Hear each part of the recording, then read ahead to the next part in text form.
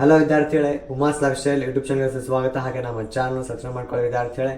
KE department notification ಹಾಗೆ ನಂತರ ಏನೇ ಇನ್ಫಾರ್ಮೇಷನ್ ಇರುತ್ತಲ್ಲ ಅದನ್ನು ತಿಳಿಸೋದೇ ನಮ್ಮ ಕೆಲಸ ಆಗಿರುತ್ತೆ, ಮತ್ತು ಬೇರೆ ಯಾವುದೇ ಕೆಲಸ ಇರೋಲ್ಲ. ಸೊ ಹಾಗೆ ನಾನು ಸ್ವಲ್ಪ ವಿದ್ಯಾರ್ಥಿಗಳು ಇಂಜಿನಿಯರ್ ಬಗ್ಗೆ ಕೇಳ್ತಿದ್ದಾರೆ, ಸೊ ಹಂಗಾಗಿ ಅವ್ರದ್ದು ಸ್ವಲ್ಪ ಪ್ರೊವೈಡ್ ಮಾಡ್ತಿದ್ದೀನಿ. ಸೊ ವಿದ್ಯಾರ್ಥಿಗಳೇ, ಮೊದಲನೇದಾಗಿ ಒಂದು ಎಕ್ಸ್ಟೆಂಡ್ ರೌಂಡ್ ಸೆಕೆಂಡ್ ರೌಂಡ್ ಆಗಿದ ನಂತರ ಅದರ ಎಕ್ಸ್ಟೆಂಡ್ ರೌಂಡಲ್ಲಿ KCET ರ್ಯಾಂಕ್ ಇಂಕ್ರೀಸ್ ಆಗುತ್ತಾ ಅಂತ ತುಂಬ ಜನ ಕೇಳ್ತಿದ್ದಾರೆ ವಿದ್ಯಾರ್ಥಿಗಳು.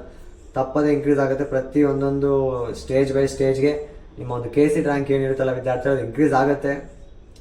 ಅದು ನಮ್ಮ ಡಿಪಾರ್ಟ್ಮೆಂಟ್ ಅವರೇ ಒಂದು ಇಂಕ್ರೀಸ್ ಮಾಡ್ತಾರೆ. ಯಾಕೆಂದರೆ ವೇಕೆನ್ಸಿ ಇದ್ದಂಗೆಲ್ಲ ಅದರದೊಂದು ಏನಿದೆಲ್ಲ ಕಟ್ ಆಫ್ ಜಾಸ್ತಿ ಮಾಡ್ತಾರೆ. ವೇಕೆನ್ಸಿ ಕಡಿಮೆ ಇದ್ದಂಗೆಲ್ಲ ಕಟ್ ಆಫ್ನು ಕಡಿಮೆ ಇಡ್ತಾರೆ. ಓಕೆನಾ ವಿದ್ಯಾರ್ಥಿಗಳೇ?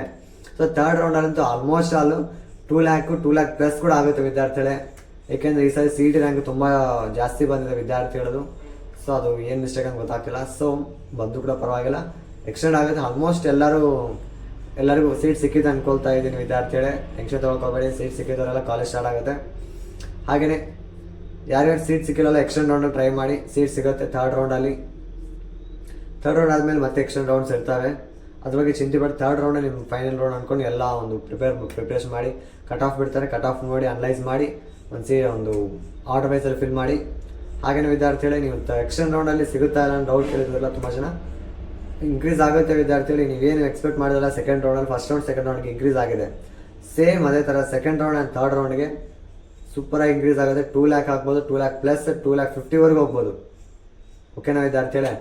ಸ್ವಲ್ಪ ವೆಯ್ಟ್ ಮಾಡಬೇಕಾಗುತ್ತೆ, ನೋಟಿಫಿಕೇಶನ್ ಬರಬೇಕಾಗುತ್ತೆ. ಇವಾಗ ಸೆಕೆಂಡ್ ರೌಂಡ್ ರಿಸಲ್ಟ್ ಯಾರ್ಯಾರು ಬಂದಿದ್ದಲ್ಲ ಕಾಲೇಜು ಎಲ್ಲರೂ ಒಂದು ಅಡ್ಮಿಷನ್ ಆಗಬೇಕು. ಮತ್ತು ಅಡ್ಮಿಷನ್ ಆಗಿದ್ಮೇಲೆ ಮತ್ತು ನಿಮ್ಮದೇ ಸಪ್ರೇಟಾಗಿ ಸ್ಟಾರ್ಟ್ ಮಾಡಬೇಕಾಗುತ್ತೆ, ಯಾರ್ಯಾರು ಉಳ್ಕೊಂಡಿದ್ದಲ್ಲ ಎಲ್ಲರದು. ಸೊ ಹಂಗಾಗಿ ನೀವು ಯಾವುದೇ ಥರ ಒಂದು ಸೆಕೆಂಡ್ ರೌಂಡಲ್ಲಿ ಕಾಲೇಜ್ ಸಿಕ್ಕಿರಲ್ಲ ಅಂತಹ ವಿದ್ಯಾರ್ಥಿಗಳು ಯಾವುದೇ ಥರ ಅಮೌಂಟ್ ಕಟ್ಟೋದಿಲ್ಲ, ಫೀಸ್ ಪೇಮೆಂಟ್ ಮಾಡೋದಕ್ಕಾಗಿಲ್ಲ. ಯಾಕೆಂದರೆ ಕಾಲೇಜ್ ಸಿಕ್ಕಿದ್ರೆ ನೀವು ಫೀಸ್ ಪೇಮೆಂಟ್ ಮಾಡೋದು, ಅಡ್ಮಿಷನ್ ಆಗೋದು ಅಥವಾ ಹೋಲ್ಡಲ್ಲಿ ಮಾಡೋವಂಥ ಒಂದು ಅವಕಾಶ ಇರ್ತಿತ್ತು.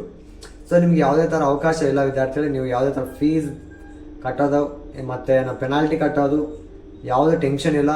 ಕಾಲೇಜ್ ಸಿಗಲಾದಂಥ ವಿದ್ಯಾರ್ಥಿಗಳಿಗೆ ಸೊ ನಿಮ್ಮ ಸೆಕೆಂಡ್ ರೌಂಡಲ್ಲಿ ಕಾಲೇಜ್ ಸಿಕ್ಕಿಲ್ಲ ಅಂದರೆ ಡೈರೆಕ್ಟಾಗಿ ಥರ್ಡ್ ರೌಂಡ್ ಹೋಗ್ತೀರಾ, ಅಲ್ಲಿ ಒಂದು ಕಟ್ ಆಫ್ ಇಂಕ್ರೀಸ್ ಆಗುತ್ತೆ. ಥರ್ಡ್ ರೌಂಡಲ್ಲಿ ಸಿಕ್ಕರೆ ನೀವು ಅಡ್ಮಿಷನ್ ಮಾಡಿಸ್ಕೊಂಡ್ರೆ, ಇಲ್ಲಾಂದರೆ ಮತ್ತೆ ಎಕ್ಸ್ಟೆಂಡ್ ರೌಂಡು ಅಥವಾ ರಿಪೀಟರ್ಸು ಅಥವಾ ಬೇರೆ ಕೋರ್ಸನ್ನು ತೆಗೆದುಕೊಳ್ಳೋವಂಥದ್ದು ಮಾಡಬೇಕಾಗತ್ತೆ. 3 ಚಾಯ್ಸ್ ಇರೋದು. ಸೊ ಈ ಥರ ಇರುತ್ತೆ.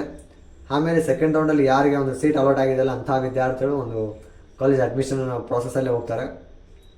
ಸೊ ಅಡ್ಮಿಷನ್ ಆಗಿದ್ಮೇಲೆ ಮತ್ತೆ ನಿಮ್ಮದು ಥರ್ಡ್ ರೌಂಡ್ ಯಾರ್ಯಾರು ಇದೆಯಲ್ಲ ಅವರೆಲ್ಲ ಒಂದು ಥರ್ಡ್ ರೌಂಡ್ಗೆ ಅಟೆಂಡ್ ಆಗ್ತೀರ. ಸೆಕೆಂಡ್ ರೌಂಡ್ ಸಿಗಲ್ಲ ಅಂತ ವಿದ್ಯಾರ್ಥಿಗಳು.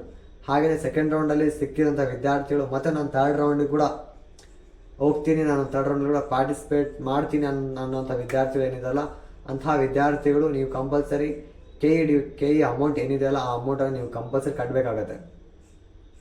ಅಮೌಂಟನ್ನು ಕಟ್ಟಿ ನಿಮ್ಮ ಬ್ರ್ಯಾಂಚ್ ಎಂಟ್ರಿ ಒಂದು ಬ್ರ್ಯಾಂಚ್ ಏನಿದೆಯಲ್ಲ ಅದ್ರ ಮೇಲೆ ಚಲಾನ್ ಕಟ್ಟಿ ಕಾಲೇಜಲ್ಲಿ ಡಾಕ್ಯುಮೆಂಟ್ಸ್ ಮಾತ್ರ ಸಬ್ಮಿಟ್ ಮಾಡೋದು ಬೇಕಾಗಿಲ್ಲ. ಓಕೆನಾ ವಿದ್ಯಾರ್ಥಿಗಳೇ? ಡಾಕ್ಯುಮೆಂಟ್ ಸಬ್ಮಿಟ್ ಮಾಡಬೇಕಾಗಿಲ್ಲ, ನೀವು ಚಾಯ್ಸ್ 3 ಕೊಡಬೇಕಾಗತ್ತೆ. ಓಕೆ, ಅಡ್ಮಿಷನ್ ಮಾಡಿಸ್ಕೊಂಡು ಚಾಯ್ಸ್ 3 ಕೊಡಬೇಕಾಗತ್ತೆ. ಅವಾಗ ನೀವು ಥರ್ಡ್ ರೌಂಡಿಗೆ ಹೋಗ್ತೀರ.